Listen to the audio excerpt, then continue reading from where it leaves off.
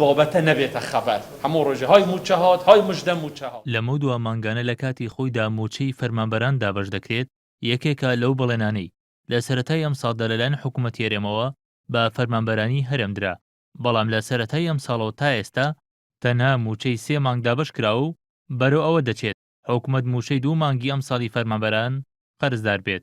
هەموو مانگێک لە ڕۆژێکی دیاریکراودا وەزارەتەکان وەکو جاران بەشێک لە موچەکانیان وەربگرن، واتە کاتێک کە پاشەکەوت دەکرێت لە بەرامبەر ئەوەشدا ئیمتیازەکە ئەوەیە کە هەموو مانگێک هەموو موچەخۆرانی هەرێمی کوردستان بەلایانی کەم بەشێک لە موچەکانیان لە کاتی خۆیدا وەربگرن. نێچیروان بارزانی سەرۆکی حکوومەتی هەرێمی کوردستان لە دوای بڕیاری پاشەکەوتکردنی موچە ڕایگەیاند لەگەڵ زیادبوونی داهاتدا گۆڕانکاری بەسەر ڕێژەی پاشەکەوتکردنی موچەی فەرمانبەراندا دەهێنرێت، بەڵام لە ئێستادا نرخی نەوت لە بازاڕەکانی جیهاندا بەراورد بەو کاتەی بڕیارەکەی تیادا دەرکرا بە شێوەیەکی بەرچاو بەرز بووەتەوە کە ئاوەشدایەتی هەرێم زیاد دەکات، بەڵام حکوومەت ئەم بەڵێنەشی نەبردووەتە سەر و تا ئێستاش بە هەمان ڕێژەی چەند مانگی ڕابردوو لە موچەی فەرمانبەران پاشەکەوت دەکات.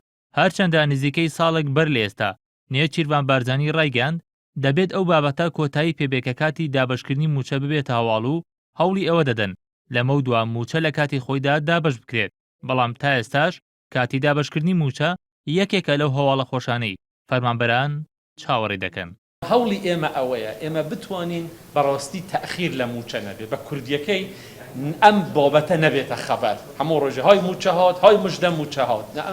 ئێمە دەبێت لەم مەسەلە کۆتایی بکەین. لە ئێستادا حکوومەت موچەی 4 مانگی ساڵی ڕابردووی فەرمانبەرانی هەرێم و موچەی مانگی نیسانی ئەم ساڵی فەرمانبەران قەرزدارە و هیچ کاتێکیشی بۆ دابەشکردنی ئەو موچانە دیاری نەکردووە. بەرپرسانی حکوومەتیش لە مێدیا جیاوازەکانەوە ناوبەناو بەڵێنی دابەشکردنی موچە دەدەن، بەڵام تا دێ دواکەوتنەکە زیاتر دەبێت. دواکەوتن و پاشەکەوتکردنی موچەی فەرمانبەران لە کاتێکدایە بەراورد بە سەرەتای ئەم ساڵ نرخی نەوت بە ڕێژەی نزیکەی لە 150 بەرز بووەتەوە و نرخی بەرمیلێک نەوت لە 26 دلار بۆ 46 دلار بەرز بووەتەوە. لە سەرەتای ئەم ساڵیشەوە حکوومەت هەرێم زیاتر لە 2 ملیار و 300 ملیۆن دلاری لە فرۆشی نەوتدا دەستکەوتووە کە ئەوەش بەپێی سیستمی نوێی موچە بەشی زیاتر لە موچەی 5 مانگی فەرمانبەران دەکات. بەرهەم ساڵح NRT